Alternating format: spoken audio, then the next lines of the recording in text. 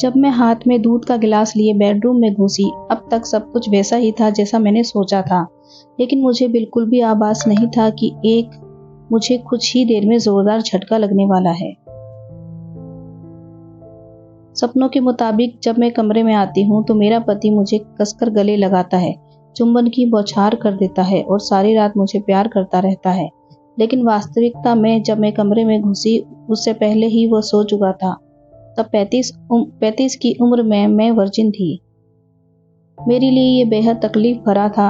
ऐसा लगा कि मेरे पूरे अस्तित्व को मेरे पति ने नकार दिया हो। कॉलेज के दिनों में ही नहीं, ऑफिस में भी मैंने कई लड़के और लड़कियों को बीच गहरी दोस्ती देखी थी। वो अपने पार्टनर के कंधों पर अपना सिर टिकाए होते हाथ में पकड़े घुमा करती थी। तब मैं सोचती थी कि काश मेरे साथ भी कोई होता। मुझे जिंदगी में ऐसे ही किसी साथी की तमन्ना नहीं रखनी चाहिए थी। मेरा एक बड़ा परिवार था, 4 भाई, 1 बहन और वृद्ध माता पिता। इसके बावजूद मुझे हमेशा अकेलापन महसूस होता था। मेरे सभी भाई बहन शादीशुदा थे और उनका अपना परिवार था। कभी कभी मुझे लगता था कि क्या वो मेरी परवाह भी नहीं करते कि मेरी उम्र बढ़ रही है और मैं अभी तक अकेली हूँ। मेरे दिल में भी प्यार की इच्छाएं थी, लेकिन ये तन्हाइयों से घिरा हुआ था। कभी कभी मुझे लगता था कि ये केवल इसलिए है क्योंकि मैं मोटी हूँ। क्या मर्द मोटी लड़कियों को नापसंद करते हैं? क्या मेरे वजन की वजह से मेरा परिवार मेरे लिए जीवन साथी नहीं ढूंढ पा रहा है? क्या मैं हमेशा अकेली ही रहूंगी? ये सवाल हमेशा ही मेरे मन में घूमते रहते। आखिरकार जब मैं 35 साल की हुई तो किसी तरह एक 40 वर्षीय आदमी मुझे शादी करने के लिए सामने आया। उससे मिलने के दौरान मैंने उन्हें अपनी भावनाओं के विषय में बताया, लेकिन उन्होंने कभी इस बात पर ध्यान नहीं दिया और ना ही उसका कोई जवाब दिया। वो थोड़े परेशान दिखे। वो नीचे की ओर देखते हुए चुपचाप बैठ गए और केवल अपना सिर हिलाते रहे। मैंने सोचा कि आजकल महिलाओं से ज्यादा पुरुष शर्मीले होते हैं और मेरे होने वाले पति भी कोई अपवाद नहीं है। शायद इसलिए उन्होंने कोई जवाब नहीं दिया। लेकिन शादी की रात हुई उस चीज ने मुझे उलझन में डाल दिया। मुझे नहीं पता कि उसने ऐसा क्यों किया। जब अगली सुबह मैंने उनसे पूछा तो उन्होंने कहा कि वो ठीक नहीं थे, लेकिन आगे भी कुछ नहीं बदला। हमारी दूसरी, तीसरी और कई रातें ऐसे ही बीती। मैंने जब अपनी सास को बताया तो उन्होंने भी मेरे पति का बचाव किया। उन्होंने कहा वह शर्मीला है, उसे बचपन से ही लड़कियों से बात करने में झिझक रही है। उसने लड़कों के स्कूल से पढ़ाई की है। उसकी ना तो कोई बहन है और ना ही कोई महिला मित्र। हालांकि इस बात से मुझे अस्थायी राहत तो मिली, लेकिन मैं इस विषय में सोचना बंद नहीं कर सकी। मेरी सारी उम्मीदें, सपने और इच्छाएं दिन ब दिन टूट रही थी। मेरी बेचैनी का एकमात्र कारण सेक्स नहीं था। वो शायद ही मुझसे बात करते थे। मुझे लगता है कि हमेशा मेरी उपेक्षा हो रही है। वो मुझसे दूर भागते। छूना पकड़ना तो दूर की बात थी। अगर कोई औरत अपने पहने हुए कपड़े भी ठीक करती है तो मर्द उसे ऐसा करते हुए देखने की कोशिश करता है। लेकिन अगर मैं कभी रात को पूरी तरह से अपने कपड़े उतार भी दूं तो मेरे पति उदासीन बने रहते। क्या मेरा वजन उनके इस व्यवहार का कारण है? क्या उन्होंने मुझसे किसी दबाव में शादी की है? मुझे नहीं मालूम था कि ये सब बातें किससे शेयर करूं। मैं अपने परिवार से बात नहीं कर सकती थी क्योंकि सब यही सोचते कि मैं बहुत खुश हूं, लेकिन मेरे सब्र का बांध टूट रहा था। मुझे इसका हल ढूंढने की जरूरत थी। आमतौर पर छुट्टियों वाले दिन भी वो घर पर नहीं रहते थे। वो या तो अपने किसी मित्र के घर जाते या अपने माता पिता को बाहर ले जाते थे। संयोग से उस दिन वो घर पर ही सो रहे थे। मैं कमरे में घुसी और अंदर से दरवाजा बंद कर दिया। वो बहुत तेजी से अपने बिस्तर से उठे, मानो कूद गए हों। मैं उनके पास गई और प्यार से पूछा, क्या आप मुझे पसंद नहीं करते?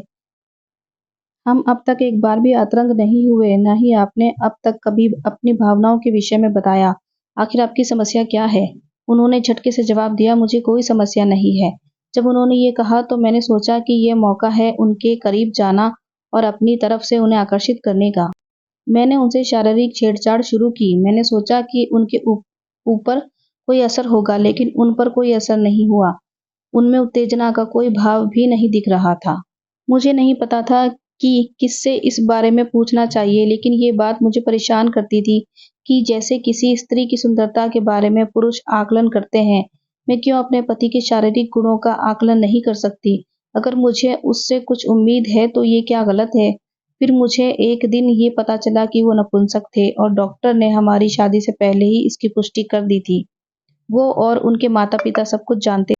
लेकिन मुझे अंधेरे में रखकर मुझसे धोखा किया गया। मुझे सच्चाई का पता चल गया तो उन्हें शर्मिंदगी महसूस हुई।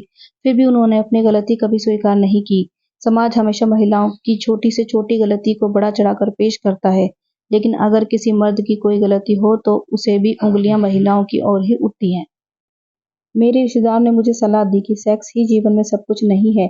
तुम बच्चा गोद लेने का विचार क्यों नहीं करती? मेरे ससुराल वालों ने मुझसे विनती की, अगर लोगों को सच्चाई पता चल जाएगी तो ये हम सभी के लिए बहुत शर्मिंदगी की बात होगी।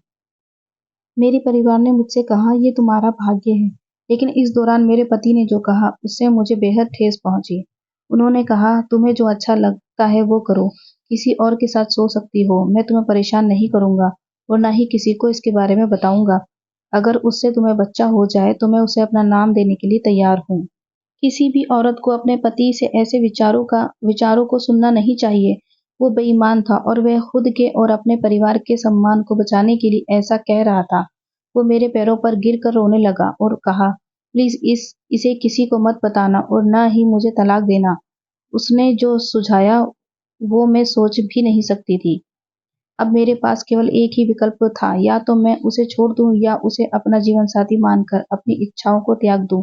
अंत में मेरी भावनाओं की जीत हुई। मैंने उसे अपने कथित पति का घर छोड़ दिया। मेरे माता-पिता ने मुझे स्वीकार किया। अपने दोस्तों की मदद में से एक लेडीज हॉस्टल में चली गई। जल्द ही मुझे एक नौकरी मिल गई। धीरे-धीरे ही सही मेरा जीवन पटरी पर आने लगा और मैंने कोर्ट में तलाक की अर्जी दे डाली। मेरा पति और उसके परिवार वालों ने बेशर्मी दिखाई। उन्होंने सच्चाई को छुपाते हुए शादी टूटने की आड़ में मुझ पर ही शादी के बाद संबंध बनाने का आरोप गढ़ दिया। मैं लड़ी और अपनी मेडिकल जांच करवाई। 3 साल लग गए लेकिन आखिरकार मुझे तलाक मिल ही गई। ये कहानी आपको पसंद आई हो तो वीडियो को लाइक और चैनल को सब्सक्राइब ज़रूर करें। धन्यवाद।